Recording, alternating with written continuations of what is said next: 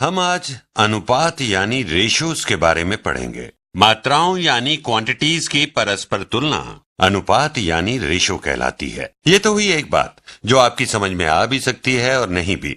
उदाहरण देकर आपको समझाता हूं। यदि मेरे पास 10 घोड़े हैं 10 हॉर्सेस और हैं 5 कुत्ते 5 डॉग्स और कोई मुझसे आकर यह पूछता है कि क्या अनुपात है यानी रेशियो क्या है हॉर्सेस की यानी घोड़ों की और डॉग्स की संख्या में, तो मैं जानना चाहता हूं कि कितने हॉर्सेस हैं मेरे पास कितने डॉग्स के लिए।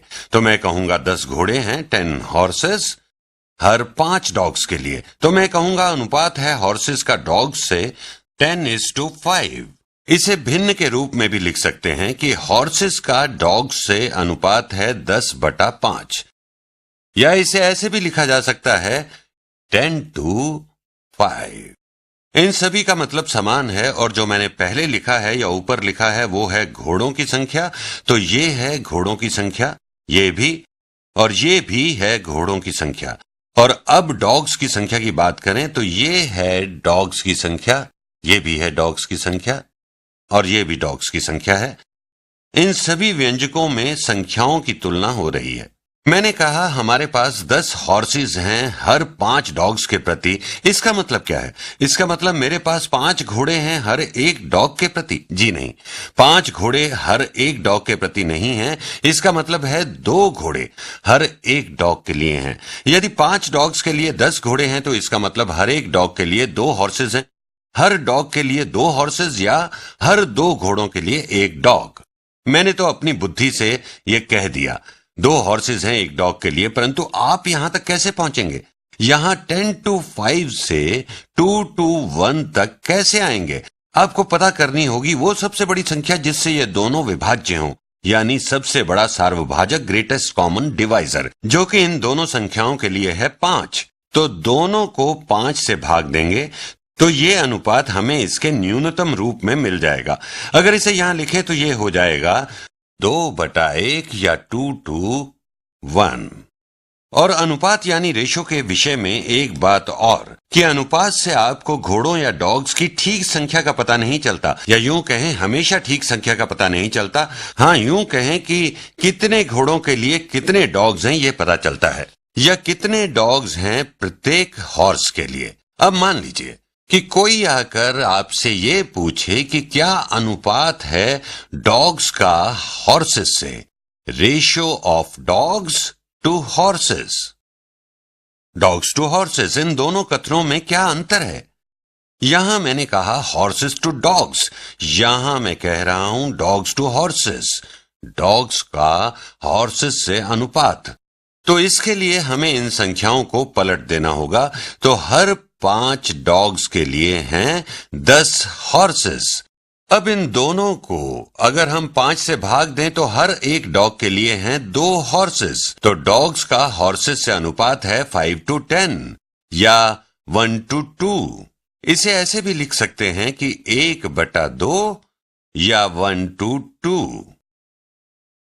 तो अनुपात यानी रेशियो लिखने का या इसे दर्शाने का जो आम तौर पर तरीका अपनाया जाता है वो है कि इसे इसके सरलतम या न्यूनतम रूप में ही लिखा जाए, और ग्रेटेस्ट कॉमन डिवाइडर से अंश और हर को इसके लिए हमें भाग देना होता है। कुछ और उदाहरण देखते हैं। मान लें मेरे पास 20 सेब हैं 20 एप्पल्स, 20 सेब, और मेरे पास 40 संतरे हैं 40 ऑरेंजेस, 40 ऑरेंजेस, और मेरे पास हैं 60 स्ट्रॉबेरीज 60 स्ट्रॉबेरीज। तो अब यहां पर क्या अनुपात है यानी क्या रेशियो है एप्पल्स, ऑरेंजेस और स्ट्रॉबेरीज का? इसको हम ऐसे लिख सकते हैं यहां पर अनुपात यानी रेशियो ऑफ एप्पल्स सेबों का और ऑरेंजेस यानी संतरों का और स्ट्रॉबेरीज का। यहां हम ऐसे कह सकते हैं कि 60 स्ट्रॉबेरीज यानी 60 स्ट्रॉबेरीज की तुलना में हैं 40 संतरे 40 ऑरेंजेस और 20 सेब 20 एप्पल्स। तो ठीक है, आप कहेंगे एप्पल्स, ऑरेंजेस और स्ट्रॉबेरीज का अनुपात है 20 to 40 to 60, 20 40 60, और ये गलत नहीं है। पर जैसे पहले हमने किया था, इसको भी न्यूनतम रूप में हम लिखेंगे। तो देखते हैं सबसे बड़ी संख्या जिससे ये तीनों विभाज्य हों। अभी यहाँ हमें तीनों को भाग देना होगा, क्योंकि इन तीनों का हमें अनुपात ज्ञात करना है। तो सबसे बड़ा डिवाइजर है तीनों के लिए 20। यदि हम इन तीनों को 20 से भाग दें तो हम कहेंगे कि हर एक एप्पल के लिए, अब इसको भी 20 से भाग दें तो हैं 2 ऑरेंजेस, 2 संतरे, और हमारे पास हैं 3 स्ट्रॉबेरीज, 3 स्ट्रॉबेरीज। तो अनुपात है एप्पल से ऑरेंज से स्ट्रॉबेरीज का 1 से 2 से 3, और हमें यह मिला इन तीनों को 20 से भाग देने पर। डिवाइड किया हमने इन्हें 20 से। उम्मीद है कि आप इसे समझ गए होंगे। अगर कोई आपसे पूछे, मैं इसे यहां लिखता हूं, थोड़ा और स्पष्ट करने में कोई नुकसान नहीं है। अगर कोई पूछे कि अनुपात क्या है स्ट्रॉबेरीज से ऑरेंजेस का, इसके लिए मैं रंग ऑरेंज लेता हूं। Strawberries to oranges to apples. यहां एप्पल्स को मैंने पीले रंग से लिखा है, तो ये अनुपात क्या होगा? अब हर स्ट्रॉबेरी के लिए हमारे पास 2 ऑरेंजेस हैं और है हमारे पास 1 एप्पल। तो ये हुआ 3:2:1। तो समझने की बात यह है कि वस्तुओं के जिस क्रम में अनुपात पूछा जाए, उसका उत्तर भी उसी क्रम में देना होगा। तो अभी तक के पूछे प्रश्नों में वस्तुओं की संख्या आपको बता दी गई थी और हमें ज्ञात करना था अनुपात। अब यदि हम इसके विपरीत सोचें, यदि इसके दूसरी दिशा में सोचें, यदि मैं अनुपात बता दूं, जैसे मैं कहूं कि अनुपात या रेशियो है लड़के और लड़कियों में किसी कक्षा की, बॉयज टू गर्ल्स रेशियो है लड़कों और लड़कियों का अनुपात है 2 से 3, जिसे ऐसे भी लिख सकते हैं 2:3। तो हर 2 लड़कों के लिए 3 लड़कियां या 3 लड़कियों के लिए 2 लड़के। और अब हम यहां ये मान लें कि कक्षा में कुल 40 विद्यार्थी यानी स्टूडेंट्स हैं। 40 उस क्लास में हैं। कक्षा में विद्यार्थियों की कुल संख्या। और यदि पूछा जाए कि क्लास में कितनी लड़कियां हैं, क्लास में लड़कियों की कुल संख्या क्या है, तो ये थोड़ा सा अलग है जो हमने पहले किया था। हमें स्टूडेंट्स की कुल संख्या मालूम है, हमें अनुपात भी पता है, परंतु लड़कियों की कुल संख्या नहीं मालूम। तो लड़के और लड़कियों में अनुपात है, मैं इसे ऐसे लिखता हूं, लड़के बॉयज, मैं नए रंग का इस्तेमाल कर रहा हूं। अनुपात लड़कों और लड़कियों का बराबर है, इज इक्वल टू 2:3। 2 से 3 का अनुपात है। बॉयज टू गर्ल्स रेशियो है 2 से 3, 2:3। मतलब हर 3 लड़कियों की तुलना में 2 लड़के या 2 लड़कों की तुलना में 3 लड़कियां। और क्या लगता है इससे? पता ये लगता है कि यदि 5 स्टूडेंट्स फॉर एवरी 5 स्टूडेंट्स, तो उनमें हैं 2 लड़के 2 बॉयज एंड 3 लड़कियां 3 गर्ल्स, 2 बॉयज एंड 3 गर्ल्स। अब यही बात हमारी मदद करेगी। तो यहां कितने ग्रुप्स या समूह हैं 5 स्टूडेंट्स के, जबकि कुल स्टूडेंट्स हैं 40। कुल 40 विद्यार्थी हैं क्लास में और हर 5 स्टूडेंट्स में 2 लड़के और 3 लड़कियां हैं।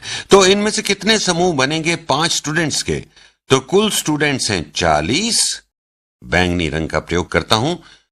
40 विद्यार्थी हैं 40 स्टूडेंट्स, और 5 विद्यार्थी हैं प्रत्येक समूह में 5 स्टूडेंट्स पर ग्रुप। और मुझे ये मालूम हुए इस अनुपात से हर एक 5 विद्यार्थियों में 2 लड़के और 3 लड़कियां हैं। तो कितने समूह होंगे 5 स्टूडेंट्स वाले? इसका मतलब हमारे पास हैं 8 समूह। 40 भाग 5, 8 ग्रुप, प्रत्येक में 5 स्टूडेंट्स, 8 ग्रुप्स ऑफ 5 स्टूडेंट्स। तो अब बताएं लड़कियां कुल कितनी हैं? देखिए प्रत्येक ग्रुप में हैं 3 लड़कियां। Each group has 3 girls. Each group has 3 girls. Each group has 3 girls. तो लड़कियों की कुल संख्या क्या है? तो टोटल ग्रुप्स हैं 8 गुणा 3 लड़कियां प्रत्येक ग्रुप में, बराबर हुआ 24 लड़कियां, 24 गर्ल्स इन द क्लासरूम। और ऐसे ही हम लड़कों की कुल संख्या भी ज्ञात कर सकते हैं, बॉयज की कुल संख्या। और भी तरीके हैं इसे हल करने के। आप कह सकते हैं हर ग्रुप में हैं 2 लड़के और 8 ग्रुप्स हैं तो कुल लड़के हैं 16। या आप ऐसे करें कि कुल स्टूडेंट्स हैं 40 जिनमें से लड़कियां हैं 24, तो 40 घटा 24 हुआ 16। और यदि आपको तेज तरीका चाहिए तो ये ऐसे है कि 2 जमा 3 हुआ 5, हर 5 स्टूडेंट्स में हैं 2 लड़के 3 लड़कियां। कुल ग्रुप्स कितने हैं? तो 40 को भाग दिया 5 से, हुए 8 ग्रुप्स, हर ग्रुप में हैं 3 लड़कियां, तो 8 को गुणा करेंगे 3 से, आया 24 लड़कियां।